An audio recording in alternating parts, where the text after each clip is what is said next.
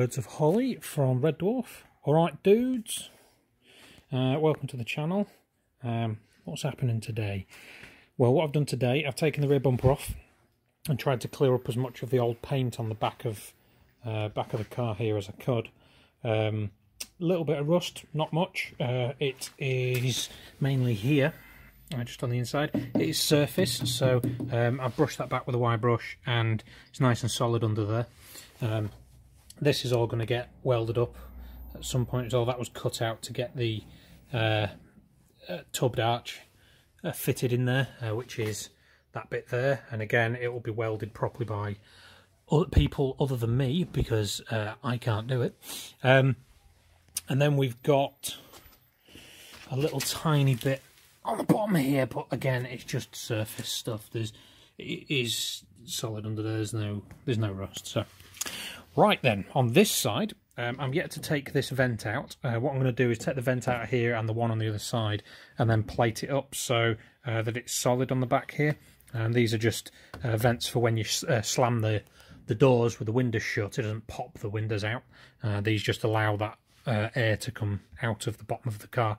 It's just like a pressure relief valve for the cabin, because they tend to be sealed.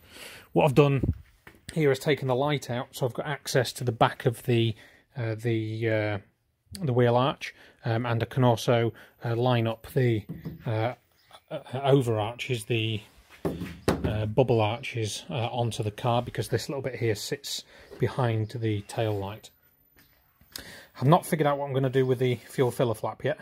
What I may do is cut this out a bit further, take the cap off, and then extend that with a silicone hose, and then put one of those sort of bolt-in cap jobbies on the outside, so it's just like a little extension for the fuel filler neck, and then leave it as is up the back here. Underneath, I've started to remove the wheel arch, so that it comes up to the same line as the fiberglass one. I've already done that on this side. I did put a little patch down here, just to fill in the gap that was created when I used the grinder. When I got to this point here, I moved outside of the seam, so instead of going up the weld seam, I've come a little bit inside and left a tiny little lip of arch there, so that the seams are still welded together from factory, and then I can put the new arch, butt it up against that one, and then weld it along the back edge from inside. And then it's going to be a little bit stronger because it leaves the factory weld in there. Now the difference between this side and the other side is that it's not a continuous arch that goes over the top. It dips in here for the fuel filler. What I'm going to do is, instead of going a continuous piece across like the other side is, I'm going to come up to here, and then I am going to well, first I'm going to put a continuous piece in, and then I'm going to cut it out around here, so that there is still access to the fuel filler neck, and if it needs to be taken out, I can take it out. So this needs cutting away. This needs cutting away just here to line up with that cut there, so that this section can drop out, and then it'll be a case of going from that seam outwards to this lip on the fiberglass, like I've done on the other side. So you can see there where it's gone from this seam. Sorry, you can't see jack all of it, can you? Ignore the welds and the cuts and everything. Like I say, it's just tacked in there to get the position right. So it goes from this seam, which is the factory seam, across in a flat plate, and then sits inside the arch there. And then once this is all welded in and solid, I'll put aircraft PRC along the inside of here and bond it to the metalwork so it can't come off. So that's the back end. Like I say, I've just been tacking stuff in just to get it in the right location, and then once I've got the piece of sheet steel cut out properly, which I have a spare piece somewhere. Where is it? Anyway, I've got a new sheet of of metal somewhere. There it is down there. So I've got a new sheet of that stuff. I've got some thicker stuff as well if needed. This is 1.5, no, is it 1.5, 2 mil? It's 2 mil. That's 1.5 mil. That's 2 mil, and I've got me 3 mil over the other side as well. So if it needs any structure doing to it, I've got plenty of steel. Move over to the front. I'm not sure if I or when my video cut out yesterday, so I'll go back over a few things. Firstly, the motorcycle wiring is now all back together. Everything works, apart from obviously turning it over because it needs the exciter. What's what I'm looking for? Stator and cover, which is basically the alternator, and the voltage regulator, which plugs into here. And then obviously it needs fuel lines. I can use these fuel lines, so feed and return, and there's a vent there as well which will be getting blocked off. The feed and return lines can be used and go straight into the carburetors, not a problem, but I can't use the pump. So what I'm going to do to get it running is remove the Micra pump and fit a Kawasaki motorcycle fuel pump underneath the fuel tank at its lowest point, and then go from there into the standard lines and bring it back up. I could just run a new line along the inside of the car. You know, it's one of those, whichever it's easiest to get around to get fuel to the front. You could use a fuel pressure regulator at this end and drop the fuel pressure to 7 psi, which is about the maximum you're going to need on a carbureted system, rather than 40. But again, fuel pressure regulator is more expensive than replacing everything else on the fuel system. So, you know, it's 6 of one and a half dozen of the other. So we'll work that one out at a later date. I'm nowhere near ready to start it yet, I don't think. We've got. I attempted to make some braided hoses. I don't think this appeared on the other video. I attempted to make some braided hoses using these and that. And no matter what I tried, I could not get these ends to thread onto the braided line. What happens is you thread these on reverse thread, so they're a left-hand thread, so that when you're tightening up the union here inside this piece, that it actually tightens that up rather than trying to pull it off again or unwinding it. So you've got a left-hand thread on one side and right-hand thread on the other, bit like a turnbuckle. So you undo it, it extends, you tighten it up, it, you know, whatever. These keep popping off because that thread in there is crap. It doesn't grip the braided line properly. So I've got maybe 20 feet of this braided line that's now completely bloody useless. What I was going to do is stick that in the end of the pipe coming from the fuel filter. I'm going to braid a line around the engine bay into this one, which goes into, where am I? Here.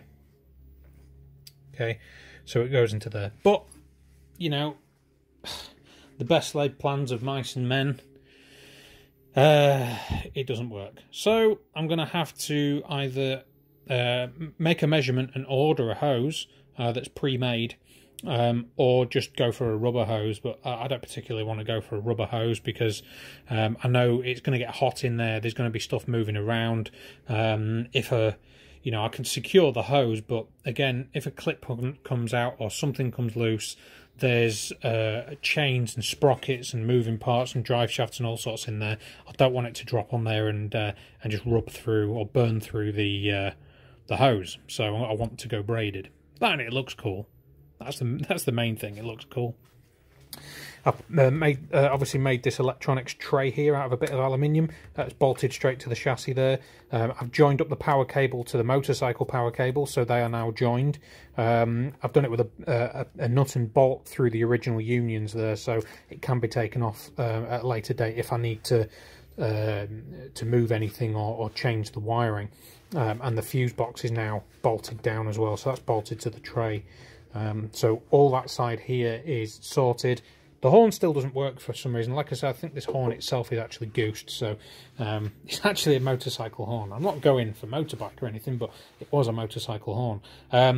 I do still have the original Micra horn somewhere, but I'll probably just get an aftermarket twin one, like a, I don't know, a twin tone one, and mount it somewhere else. It doesn't need much, it just needs power, ground and a switch. So yeah, that's pretty easy to sort out. The other one I've done, which is quite a big thing, is throttle cable sorted. That's been joined together. I don't know if you can see that.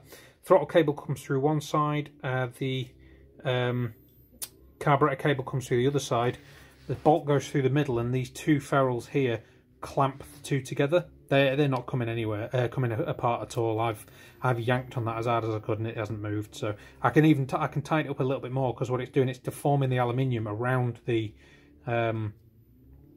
steel of the cable and the steel bolt, and it's forming and squashing it inside this tube, which is making it even tighter. So that can't come undone. I will at a later date, once it's all running and everything, replace the cable with a factory ZX9R cable, which I've worked out. I can get a BMX front brake gyro cable with two connectors on to connect up to the throttle pedal inside, and they're much easier to modify and shorten and stuff. So I'll do that at a later date, and obviously if I'm going with a pedal box, that'll move back as well. So that's that one.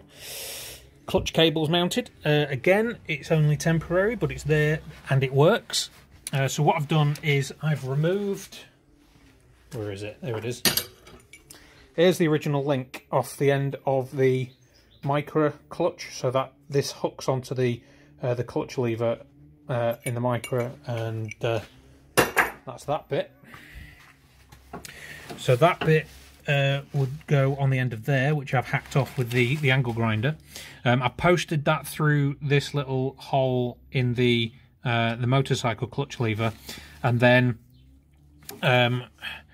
clamped the outer sheath with the original clamp that was on the side of the gearbox case in here. So this is fixed, and then the cable can move.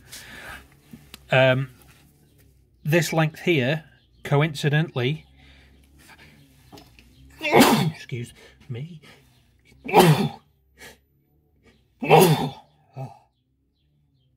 that's my daily sneezes done. This length here and the movement in the clutch lever coincidentally lines up exactly with the amount of movement I have in the clutch pedal. So that was slightly fortuitous, but it works. It engages and disengages. I can tell that by putting it in gear by hand and spinning the output shaft, and yes, it works perfectly. So that's that bit. So that's wiring and controls. The throttle cable throw, so the throttle pedal throw, needed a stopper behind it. So what I've done is, where the original stopper was, there was a stopper behind there. It needed to be brought out slightly because the throw on the carburetors is a lot less than it was on the Micra throttle body. So what I've done, I've used one of the old front lower rear polybushes, put a bolt through the middle of it and used that as a standoff. So now that goes full throttle just as it hits that polybush there, and it's full throttle. There's a little bit of movement in the cable, so that it's bottoming out here before it bottoms out in the carburetor, so it's not gonna hit the stop on the carburetor and pull that cable out. So that cable is always under tension, but it's not pulled too tight. What I've also done is tidied up a few of these cables, because I don't know if you saw in the previous video, all the lights now work for the dashboard for the motorcycle side of things. I'll show you that. So what I'll do, I'll connect the battery back up again, if I can grab, oh god, if I can grab the power cable, which I've moved out of the way. So that's the power cable. So just plug positive in. I've got positive there and negative won't reach. There we go. So it's the battery connected. And if we go inside, we put the battery master on. So that's now battery master, and would you look at that, the clock's actually moved. So if that's because the ignition's on. Oh crap. Let me go around the other side. So this is the motorcycle key.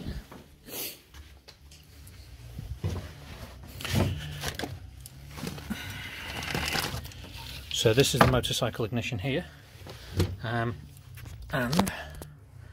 this is not easy with one hand, bear with me. So I've got the key in the ignition there. What I'm going to do is turn the ignition key, and you are going to see the clock move in a minute.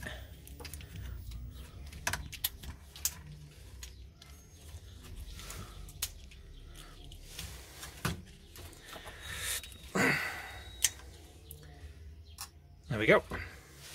So you've now got on the dashboard here, that's the oil pressure light that's on because there's no oil in it. You've got the clock which says 101. The odometer, it genuinely has done 3,153 miles.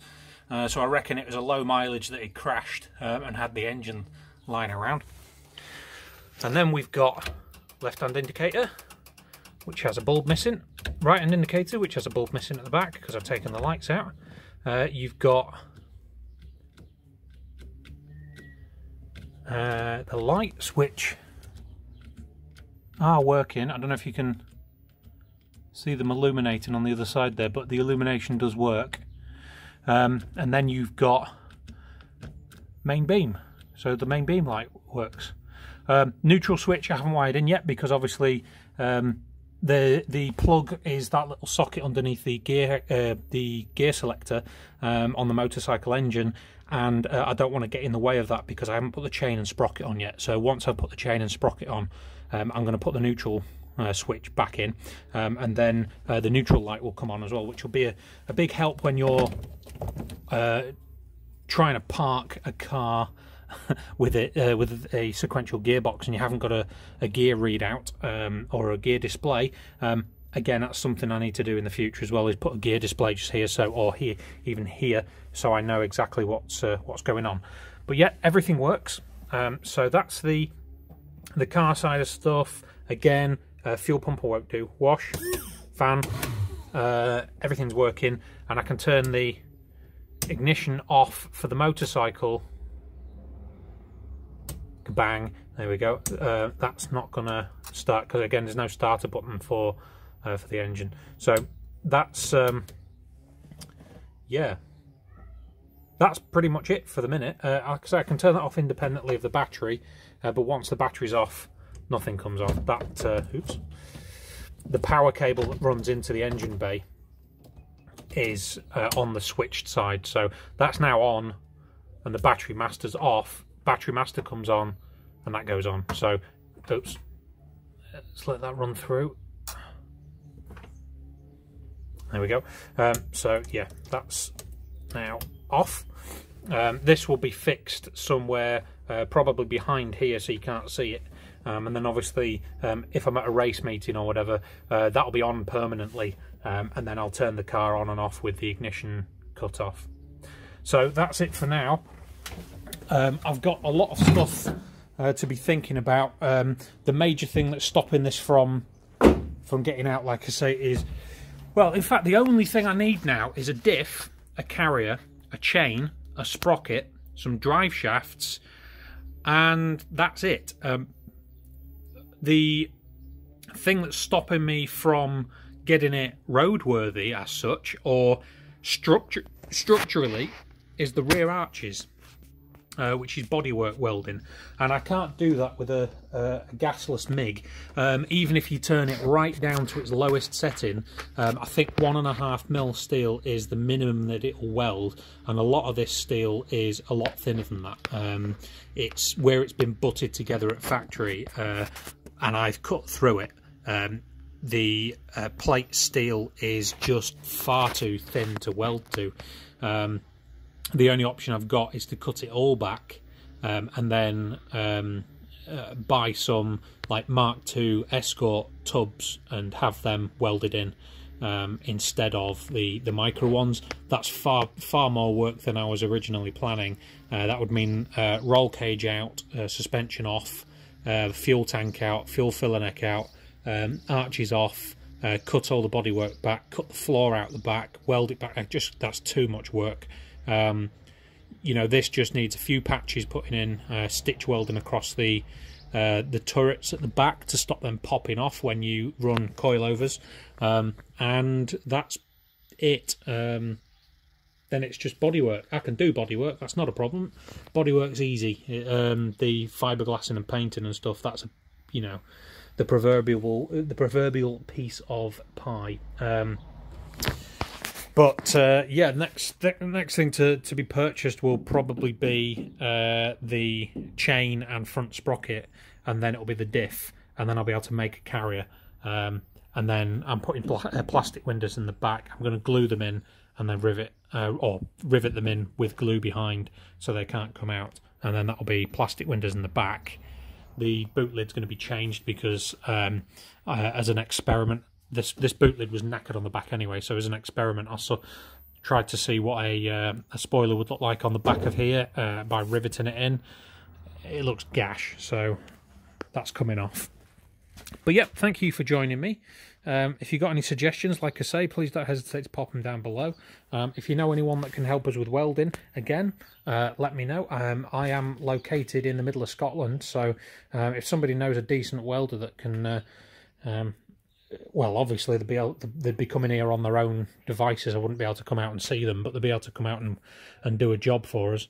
Then let us know, and they'll be able to do us a job and get these arches done. I don't know if you can see down in there. Usually this is where Micras rot, because the previous owner, Frank, was dedicated to anti-rot and oil and grease and wax oil. These are original and completely solid. In fact, there's still some oil on that piece there. So yeah, it's a solid start, or a solid shell, should I say. It just needs some extra bit welding to it. So thank you very much. Like and subscribe. Have a look at our Instagram page, which I'm going to update with some photos, and our Facebook page, where again there's some extra photos and videos, and some there's a couple of chats going on at the moment, and feel free to ask us any questions you like. Thank you very much.